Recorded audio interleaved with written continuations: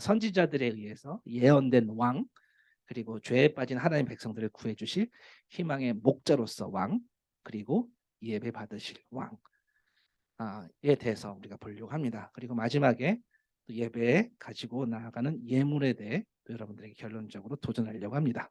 자, 먼저 질문 하나 드리려고 합니다. 이 동방박사는 동쪽 방향에서 왔다라고 생각하십니까? 아니면 동쪽 방향으로 간다라고 생각하십니까? 동쪽에서 왔다, 아니면 동쪽으로 간다. 뭐죠?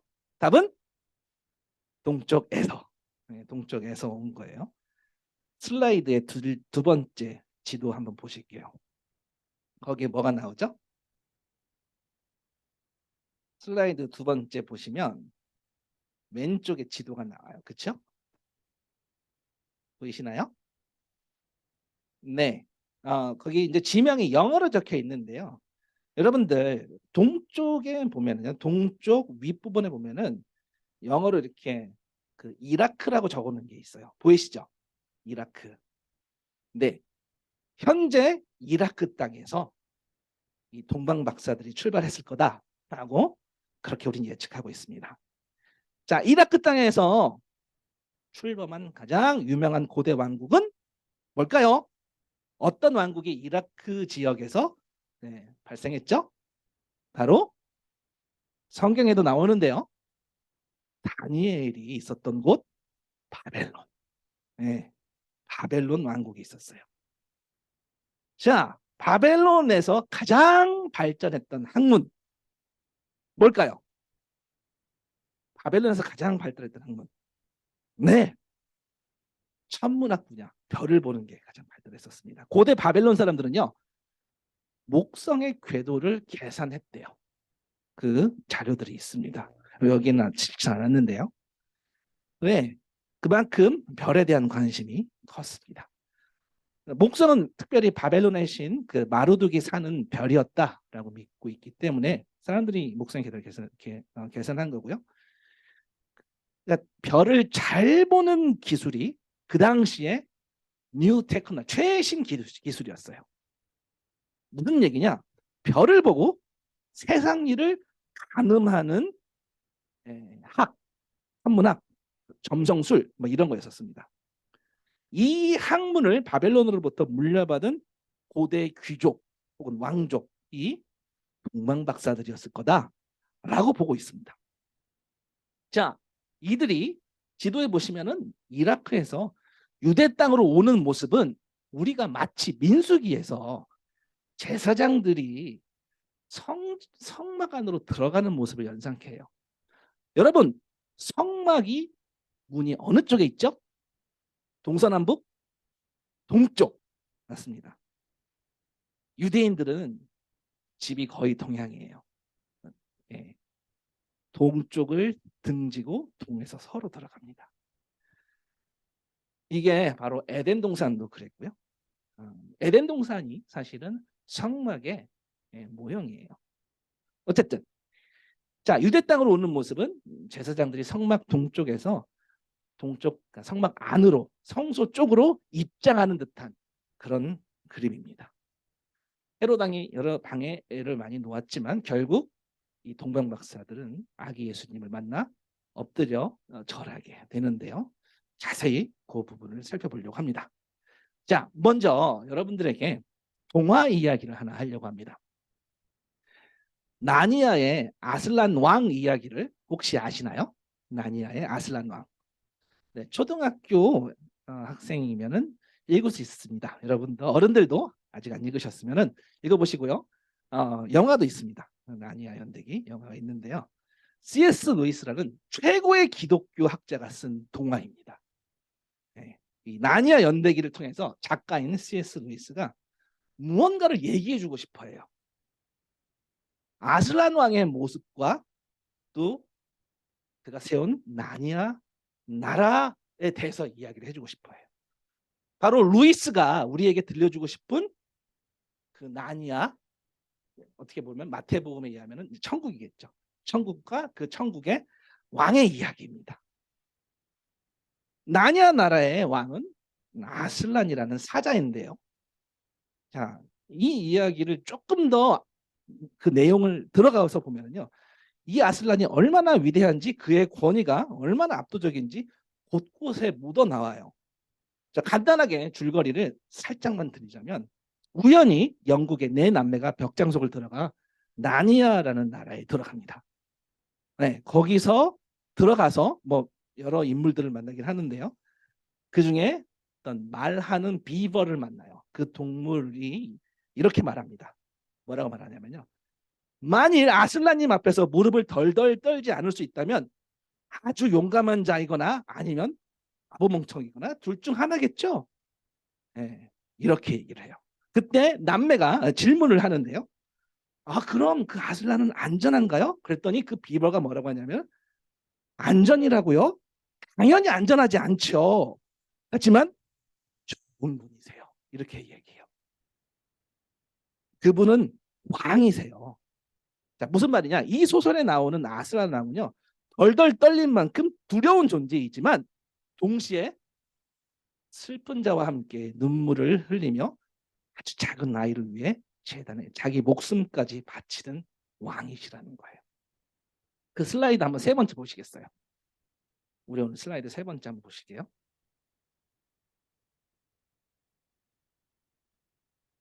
거기에 King of Narnia라고 되어 있습니다.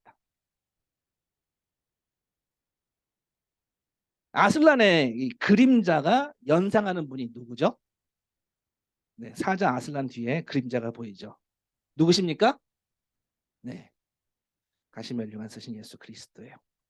오늘 이 왕 이야기를 하려고 합니다. 다시 우리 본문으로 마태복음 돌아와서 마태가 들려주는 왕 이야기, 그 왕국 이야기를 오늘부터 살펴볼 건데요. 우리가 같이 또 집중해서 보려고 합니다. 한 책을 통해서 볼 건데, 이 책의 제목은 다름이 아니라 오늘 우리의 텍스트인 마태복음이에요. 다시요. 마태복음은 마태가 들려주는 왕 이야기고요. 한국, 하늘 왕국에 대한 이야기인데요. 네, 여러분들에게 이 부분을 계속해서 나누려고 합니다. 잠깐만 사이드로 좀 비껴나가서 오해하기 쉬운 천국 모습만 말씀을 드리고 본론으로 들어가려고 합니다. 여러분, 천국을 상상해 보면 천국이 어떤 모습이라고 상상하시나요? 어떤 천국을 머릿속에 그리시는지. 천국 하면 머릿속에 어떤 그림을, 어떤 이미지를 떠올리세요? 천국, 뭐 아주 고요하고 평화롭고, 어떤 모습을 떠올리나요? 뭐 각자 여러 가지 이미지를 떠올릴 수 있는데, 그런데 성경에서 말하는 천국은요, 우리가 나중에 가게 되는 곳도 이야기하지만 성경은요, 그 하나님 나라를, 천국을 오늘 경험할 수 있다는 얘기는 상당히 많이 해요. 무슨 말인가요? 천국을 어떻게 오늘 경험해요?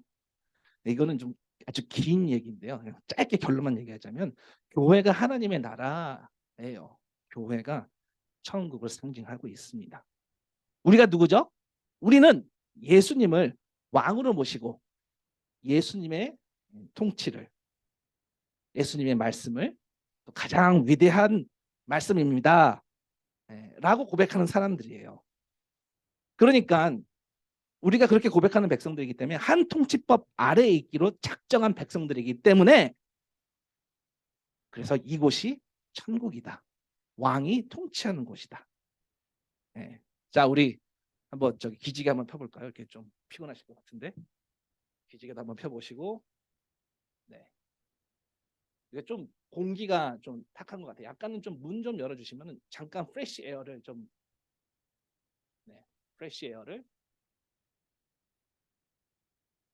조금 방 안에 넣고 보겠습니다. 제가 옷을 벗으면 될 것 같아요. 예, 아, 바로 이 자리가 하나님의 통치를 인정하는 곳, 바로 하나님의 나라 천국입니다. 예수님을 왕으로 모시고 그분의 말씀을 가장 상위에 둔 곳, 그 아래에 있는 백성들인 우리죠. 그래서 여기가 하나님의 나라라는 이야기예요. 세상의 통치와는 무척 다른 곳입니다. 저 슬라이드 4번 한번 볼게요. 여러분 슬라이드 4번 한번 볼게요. 거기에 보시면 왼쪽에는 왕관, 오른쪽에는 가시관이 있어요. 자, 어떻게 다른가요? 우리 눈에는 어떤 게 더 멋있고 번쩍번쩍해 보이죠? 왼쪽에 있는 왕관이 더 멋있어 보입니다. 그런데 천국에서는, 하나님 나라에서는 가시관이 훨씬 영광스럽다고 합니다. 바로 이 하늘나라, 이 천국의 가치관을 우리는 보이는 대로 인정하지 않고 하나님께서 말씀하시는 대로 인정하는 사람들이에요. 그래서 이곳이 천국이라고 하는 것입니다. 하나님께서 통치하는 곳이에요.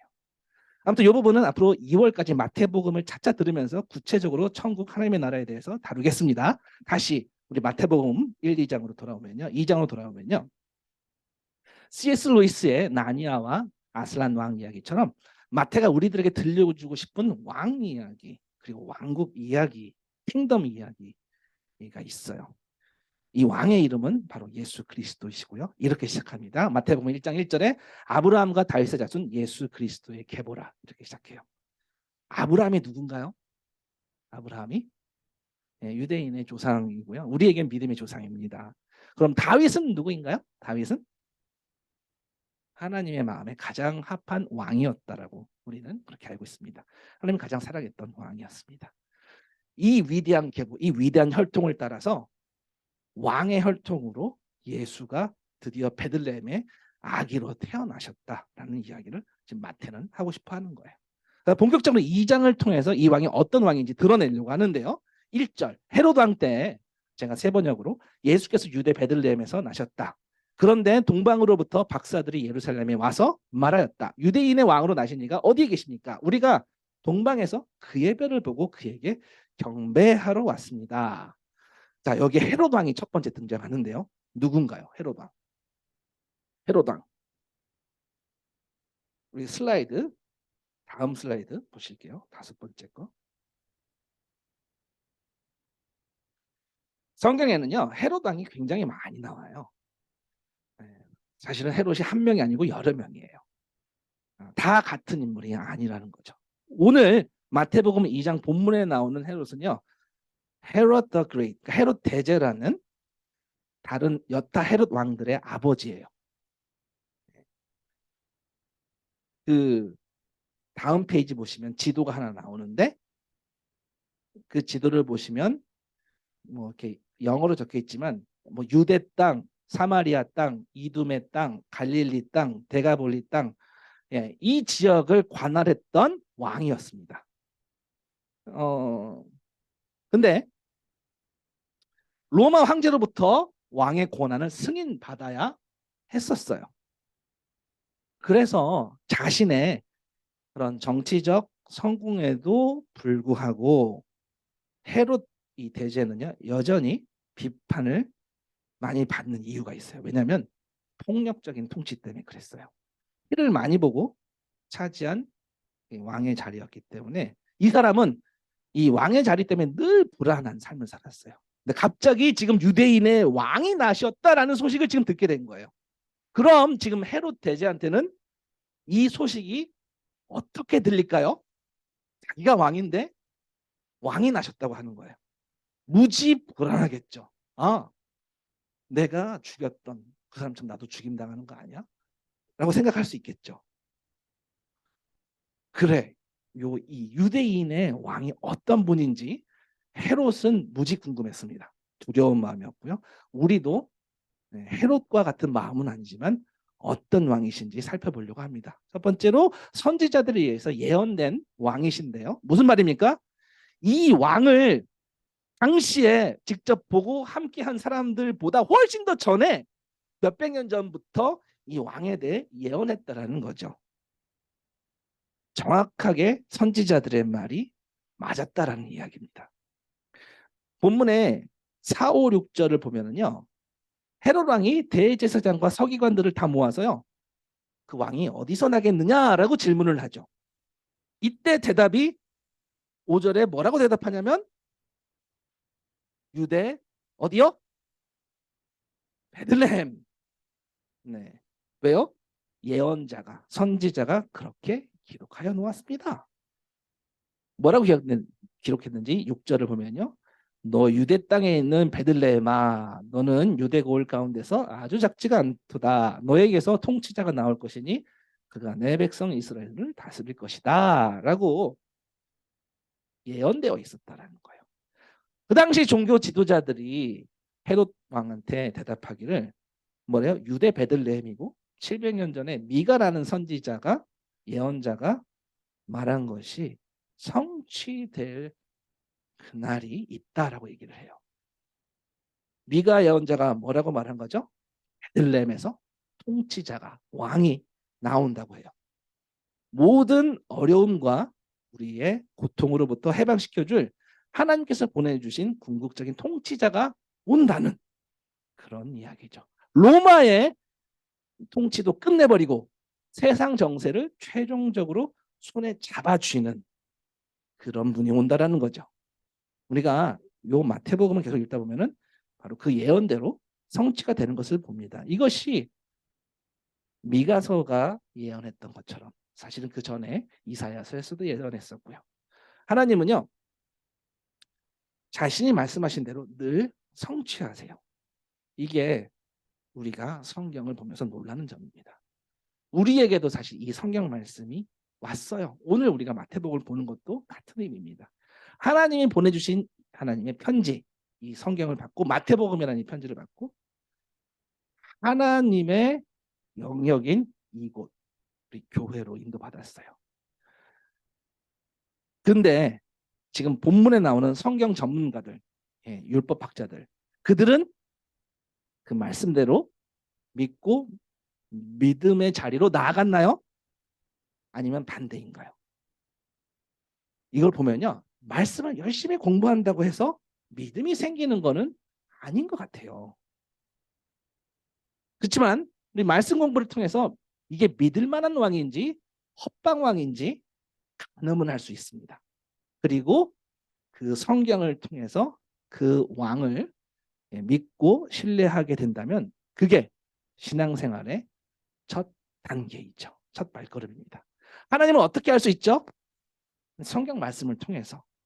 하나님은 성경을 통해서 자신을 나타내시는데요. 오늘 이 마태복음 성경으로 하나님이 드러내신 왕은 누구시냐면 번째로 죄에 빠진 하나님의 백성들을 구해주시는 목자, 희망의 목자이십니다. 오늘 본문에 보시면 밤하늘의 별을 눈여겨본 사람들이 있는데요. 누구였죠? 동방에서 온 박사들이었어요. 여러분도 혹시 밤하늘의 별을 보신 적이 있나요? 네. 어때요? 밝게 빛나요? 별로 못 느끼죠, 한국에서는. 근데 저희 옛날에 그 케냐로 미션 출입 갔었을 때 그때 뭐 여기에도 같이 갔었던 사람이 소미 그리고 네, 준상이 같이 갔었거든요. 그때 그 엔터펜에 갔었어요. 그 후에 여러분들 뭐 각자 이렇게 다녀오신 분, 남유성진님도 갔다 오셨고 우리 하연이 이혜성이도 다 갔다 왔었습니다. 어쨌든 엔터펜에 가보면은 문명이 없는 곳이잖아요. 마사이 마을이잖아요. 예. 그 문명의 혜택이 없는 그런 자연 속에 가보면 밤하늘의 별빛이 길을 비춘다는 게 무엇인지 좀 알 것 같아요. 별빛이 비춘다는 게 무엇인지. 가로등이 없던 고대 사람들에게는요. 땅을 비추는 별들이 각각의 별에 아주 특별한 의미를 붙였어요. 그러니까 별을 보고 온 사람들, 점성가들이기도 한데요.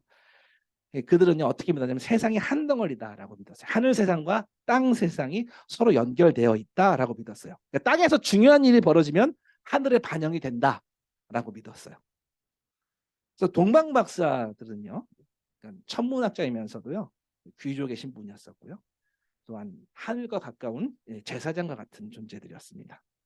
자, 동쪽 땅 이라크 쪽에 있었던 그 다니엘의 후예들, 바벨론의 술사들, 그 기술 전수받았던 그 후예들일 걸로 저희가 추정하는데 그들이 연구했던 것이 아마도 무엇을 연구하고 베들레헴까지 왔을까요?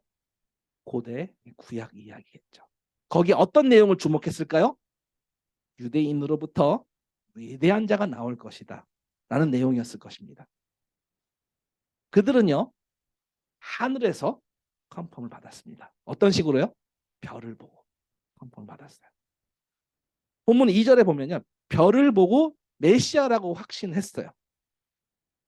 그리고 먼 여행을 이라크서부터 시작해서 예루살렘까지 옵니다. 그리고 예루살렘까지 와서 정확하게 베들레헴 땅에 가게 돼요. 별을 통해 그곳을 컨펌합니다. 그 별을 보고 10절에 보니까 매우 크게 기뻐하고 기뻐하더라.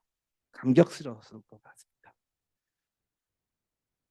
자, 메시아의 별로 등장했던 그 별이 동방박사에게는 어떤 소망의 별이었을 것 같아요. 어쩌면 그들이 기뻐했던 것은요, 그냥 단순히 로마의 이 잔인한 폭력의 제국이 이제는 끝났다라는 그런 종류의 소망이었을 수도 있어요. 그 소망의 별일 수도 있어요. 예수님의 제자들이 또 예수님을 만난 사람들이 그렇게 기대했던 것처럼 어쩌면 이 위대한 왕이 이끌 어떤 위대한 운동을 바라본 것일 수도 있습니다. 그런데 마태는요, 이 책이 끝날 때 가장 위대한 구원이 무엇인지 말을 합니다. 네, 죄에 빠진 백성을 구원하는 것이 가장 위대한 구원임을 말해요. 죄가 극복된다면 당연히 잔인한 폭력도 권력을 향한 욕망도 그 어떤 악행도 그 근원인 죄의 권세를 예수님께서 이기실 것이기 때문이에요. 단순히 로마 군대를 극복하는 수준이 아니고요. 그간 고통당했던 그동안 죄의 종노릇했던 그 역사 가운데 많은 사람들이 이제 하늘을 보며 꿈을 꾸게 하는 참된 구원의 목자이심을 마태복음은 증언하고 있어요. 여기 그러나 죄에 빠져 여전히 왕의 자리를 빼앗길까 노심초사하는 헤롯을 한번 보십시오. 아주 작은 갓난 아기가 태어난 것에도 민감하게 반응하는 이 모습을 한번 보십시오. 헤롯의 이 공포는 무엇을 보여주고 있나요? 왜 이렇게 공포에 떨고 있죠? 헤롯이 얼마나 연약한지를 지금 보여주고 있어요. 어떤 변화가 작은 변화인데요. 그게 악이라도 헤롯의 지위를 불안하게 만들 수 있다고 믿어서겠죠. 이게 죄에 빠진 사람들의 전형적인 모습이에요. 우리예요, 우리. 불안감을 여러 가지 불안감을 커버치기 위해서 우리는 공포스럽게 혹은 포악하게 센 척하면서 캐릭터를 만들어가기도 합니다. 이게 전형적인 죄인의 모습입니다. 네, 쉽게 공감할 수 있죠? 또 한 가지 죄에 빠진 부류가 있습니다. 대제사장과 서기관들이에요. 상대 지식인이었고 지도자들이었습니다. 보통 교육받은 지식인들은요, 사회에서 권력자들을 섬기는 위치에 있습니다. 그 지도자들은요, 성경을 잘 알고 있을 뿐 아니라 통치자의 구미에 맞게 성경을 어떻게 읽어야 하는지도 잘 압니다. 그래서 그들은 미가서 말씀을 헤롯에게 바쳐요. 아이러니하게 하나님께 돌려야 될 영광을, 하나님께 바쳐야 할 사랑을 누구에게 갖다 바치냐면 헤롯에게요.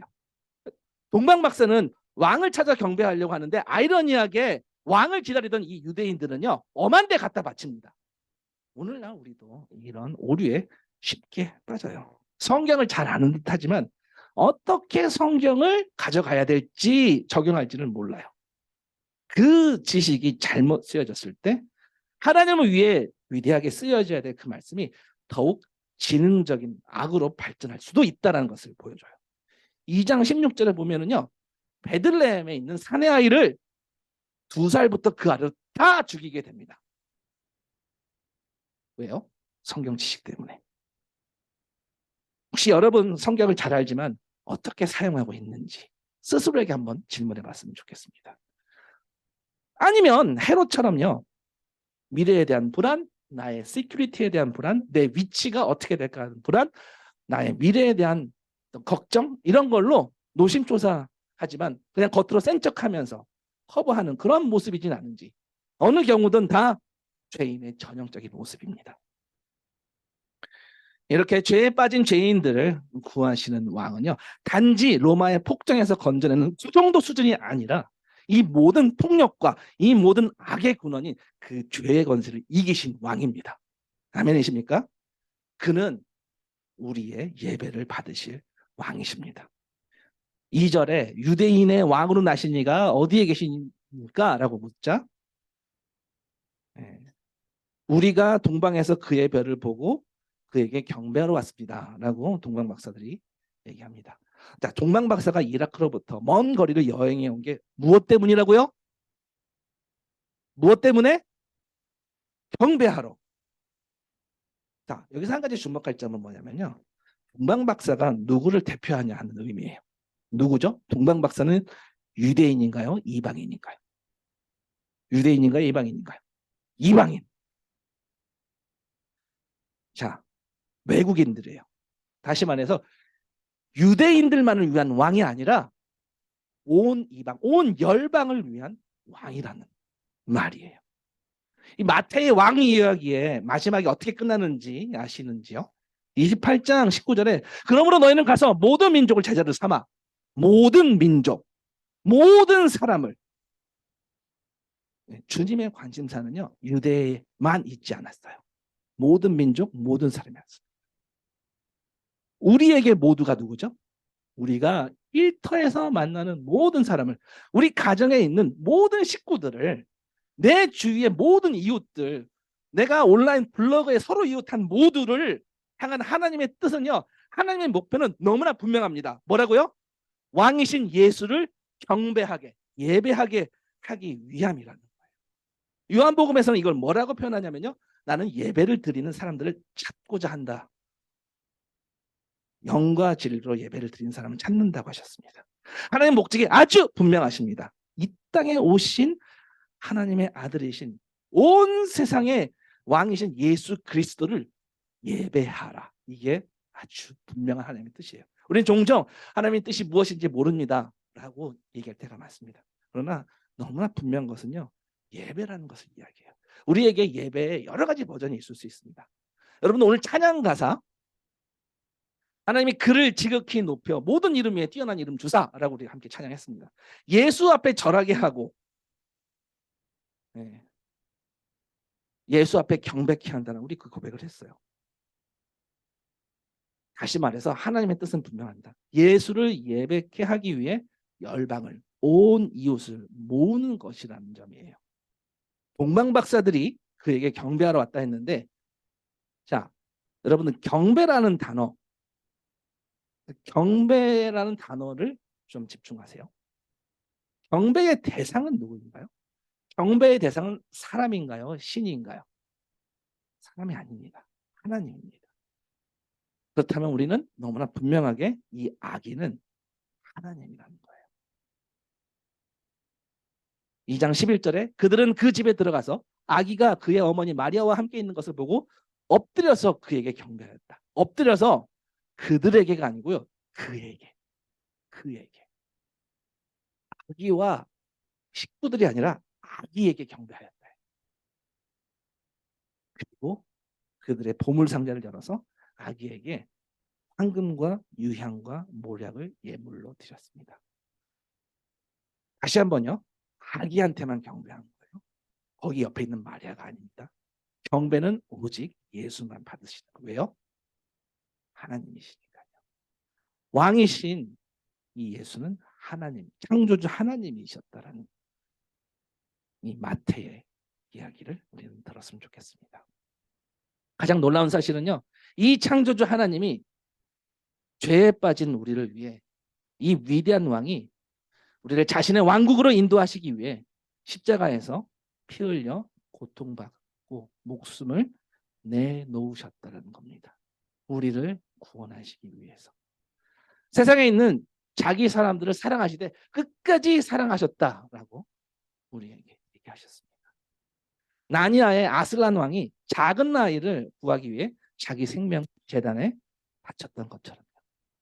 성경은 십자가에서 예수님도 그렇게 우리를 사랑하셨다고 합니다. 근데 앞으로 마태복음 오늘 이후로 이 왕의 이야기, 이 천국 이야기를 계속해서 보게 될 건데요. 결론적으로요. 이 모든 것의 이끄신 하나님의 뜻은 너무나 분명합니다. 경배하는 거예요. 왕께 경배하는 거예요. 경배는 무엇입니까? 경배하는 그 대상께 엎드려 그를 존귀하게 여기는 것입니다. 여러분, 존귀하게 여기는 것이 여러분에게 무슨 뜻인가요? 당신은 나보다 높으신 분, 나는 낮은 자. 그렇다고 내가 비천함을 맛봐야 된다는 것은 아닙니다. 본문 10절에 보시면 그들은 그 별을 보고 무척이나 크게 기뻐하였다고 합니다. 바로 경배는요, 기쁨이 압도하는 감정입니다. 나의 비천함을 느끼지 않습니다. 그리고 동방박사들이 그랬던 것처럼요, 예배에 나아가는 거거든요. 내가 존귀하게 여기는 것으로 나아갑니다. 그것이 황금일 수도 있고요, 그것이 유향일 수도 있고요, 그것이 모략일 수도 있습니다. 존귀한 거. 여러분들에게 존귀한 게 무엇입니까? 뭐 세상에 하나뿐인 무슨 뭐 레어 아이템, 뭐 그런 걸 수도 있고요. 여러분들 뭐든지 가장 나의 시간과 나의 노력과 나의 투자를 상징하는 어떤 가치를 드러내는 거. 가장 심플한 건 뭐냐면요, 그냥 돈이에요. 여러분들 월급 받을 때 한 달 노력하고 내 젊음을 거기다가 회사에다 갈아 넣어서 받은 돈이 월급이에요. 그 가치를 상징합니다. 여러분들에게 월스는요, 가장 심플한 게 돈입니다. 그 다음 심플한 것은요, 시간이에요. 소중하게 여기는 것을 주님께 드린다고 고백하는 것이 예배예요. 예배의 중요한 본질입니다. 그것이 없으면 예배일 수가 없습니다. 주님께 나의 마음을 드린다라는 것, 그 귀한 마음 드린다는 것을 보여드릴 수 있는 상징이 무엇인가? 여러분들 각자에게 나의 예물은 무엇인가? 생각해 봤으면 좋겠습니다. 오늘 하나님의 뜻은 분명히 경배라고 했습니다. 그러면 나는 어떻게 예배하고 경배하고 있는지 우리 각자가 가진 버전으로 한번 고백했으면 좋겠습니다. 오늘 말씀을 마치기 앞서서 한 가지 생각할 것은요. 주님이 뭐가 부족해서 나의 예물을 받으시나? 하나님은요, 무엇이 부족해서 사람의 손으로 섬김을 받는 것이 아니다라고 했습니다. 여러분들 이걸 잘 생각해 보세요. 하나님 부족하시지 않은데 나한테 바라시는 것이 아닌데 경배할 때 필요한 건 예물이라고 했어요. 우리 잠시 기도 음악 한번 틀어보면서요, 우리 기도하면서 나갔으면 좋겠습니다. 하나님은 무엇이 부족한 것처럼 사람의 손으로 섬김을 받으시는 것이 아니라고 했습니다. 그럼 이 황금과 유향과 모략은요, 이 예물은 뭐냐면 하나님 당신은요, 그럴 가치가 있으세요. 그걸 나타내는 나의 고백입니다. 내가 주님만 경배합니다 라는 내 신앙의 고백이에요. 근데 아까 왕께 만세, 왕께 만세, 경배하세, 예수 이름 앞에 절하세 라고 우리 고백했습니다. 이 고백은 결국 우리가 가장 존귀하게 여기는 것보다 그와 비교할 수 없이 존귀한 분이라는 것을 하나님께 표현하는 그것이 예배입니다.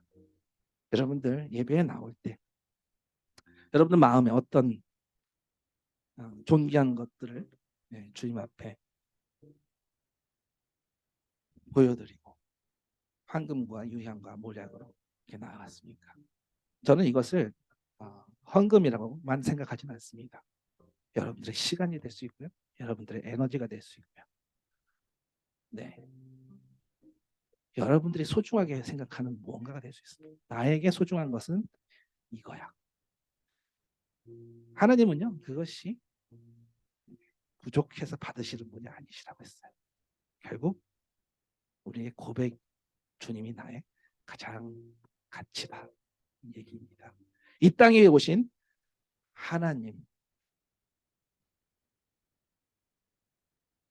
우리가 그 하나님 앞에, 그 예수 이름 앞에 절하고 주님께 만세를 외쳤습니다.